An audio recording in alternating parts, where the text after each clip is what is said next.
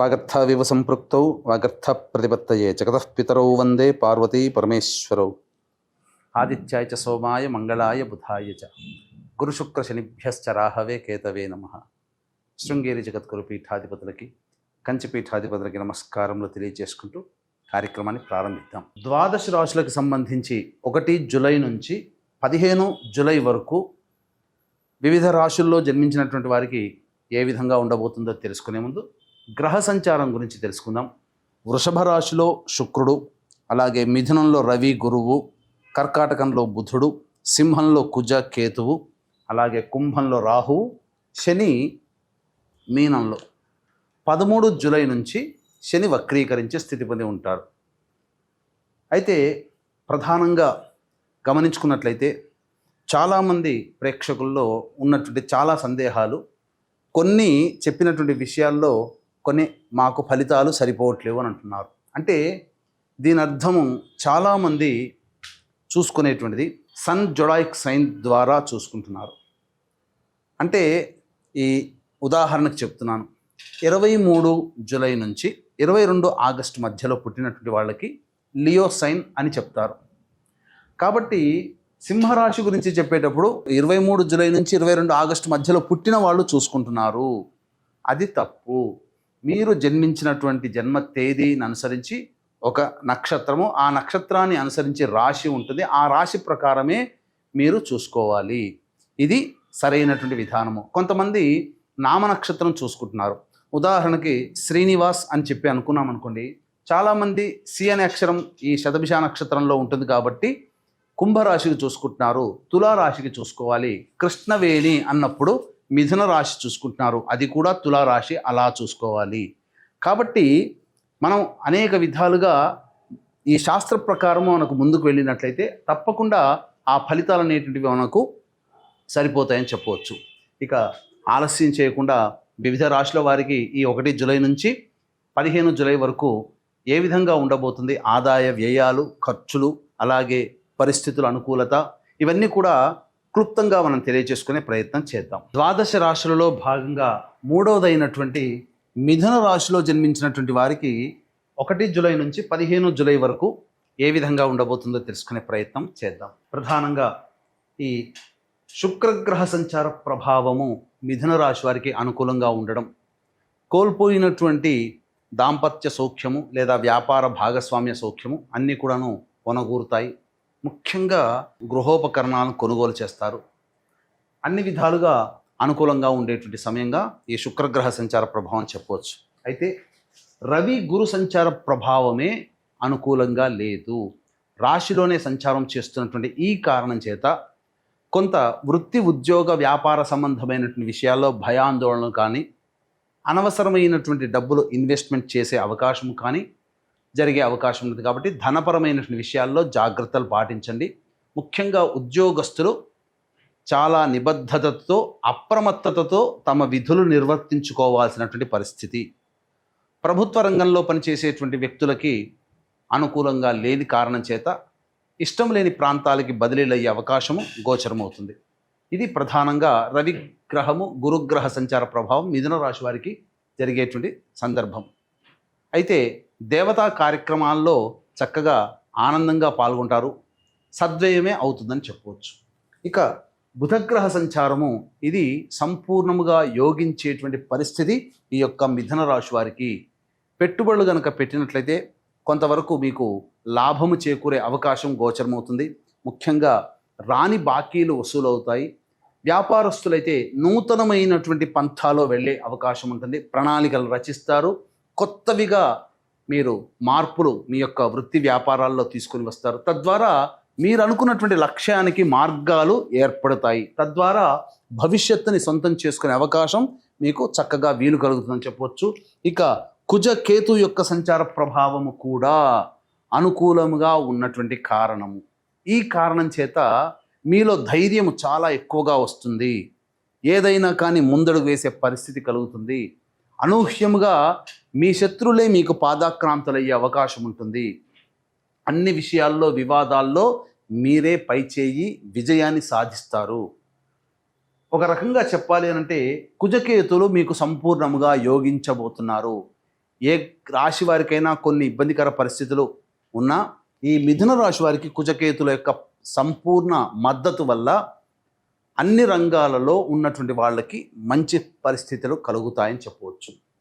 ఇక రాహుగ్రహ సంచార ప్రభావం ప్రధానంగా ఈ వ్యాపార సంబంధమైనటువంటి విషయాల్లో పాత వాటికి సంబంధించినటువంటి విషయాలు చర్చకు వస్తాయి.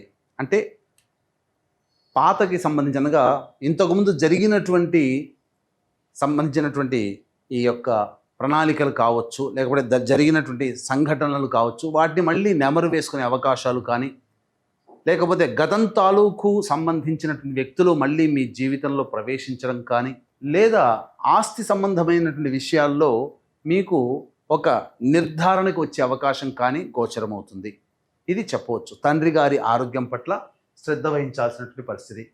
ఇక చూసుకున్నట్లయితే దశమ శని ప్రభావం అనేటువంటిది మిథున రాశి వారికి కొంత కాలముగా అనుకూలంగా లేదు. చేస్తున్నటువంటి వృత్తి సంబంధించినటువంటి వ్యవహారాల్లో మీకు అనుకూలంగా లేదు. కానీ 9వ తారీఖు నుంచి శని వక్రీకరించినటువంటి కారణం చేత కొంత వెసులుబాటు, మీరు చేసేటువంటి పనులలో మీకు ఆధిక్యత, ఇతరుల సహాయ సహకారాలు, ముఖ్యంగా కింది స్థాయిలో పనిచేసేటువంటి వ్యక్తుల సహాయ సహకారాలు మీకు సంపూర్ణంగా లభించడం చాలా అదృష్టమని చెప్పవచ్చు.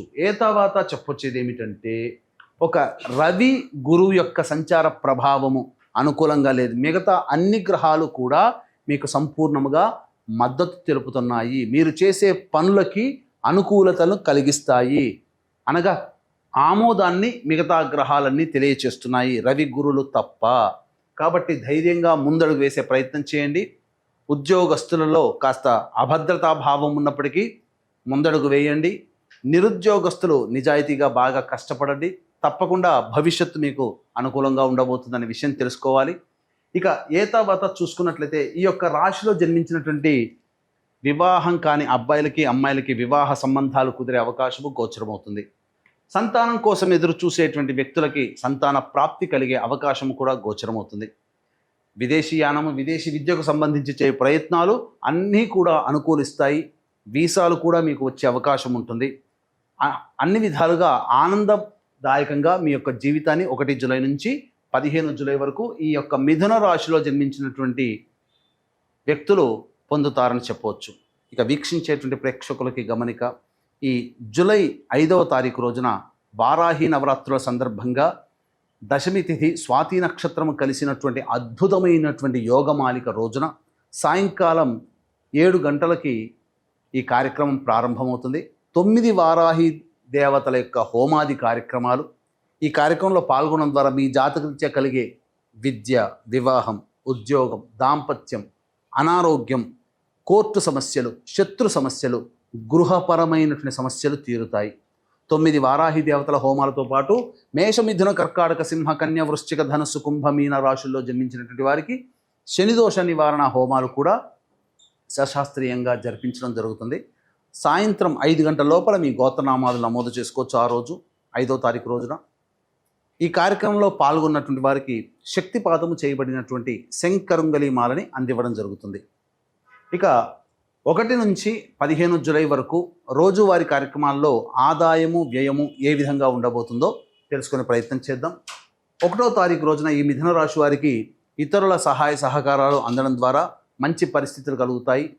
రాని బాకీలు వసూలు అవుతాయి. ముఖ్యంగా ధనపరమైనటువంటి సమస్యలు తీరుతాయి. 2-3 తారీఖుల్లో వాహనాన్ని నడిపేటప్పుడు జాగ్రత్తలు పాటించాలి. తల్లిగారి ఆరోగ్యం పట్ల శ్రద్ధ వహించాల్సినటువంటి పరిస్థితి. మానసికమైనటువంటి ఆందోళన ఉంటుంది. చికాకుతో జీవితం ఉంటుందని చెప్పవచ్చు. ఏ పని చేయాలన్నా ఆందోళనగా ఉంటుంది. సంతృప్తి లేని జీవితాన్ని గడుపుతారు.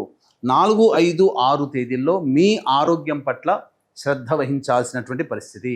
మరీ ముఖ్యంగా ఇక్కడ అనాలోచనమైనటువంటి నిర్ణయాలే తీసుకుంటారు. కాబట్టి నిర్ణయం తీసుకునేటప్పుడు జాగ్రత్తలు పాటించండి. ఏ పని చేయాలన్న ఆసక్తి ఉండదు, బద్ధకం ఉంటుంది.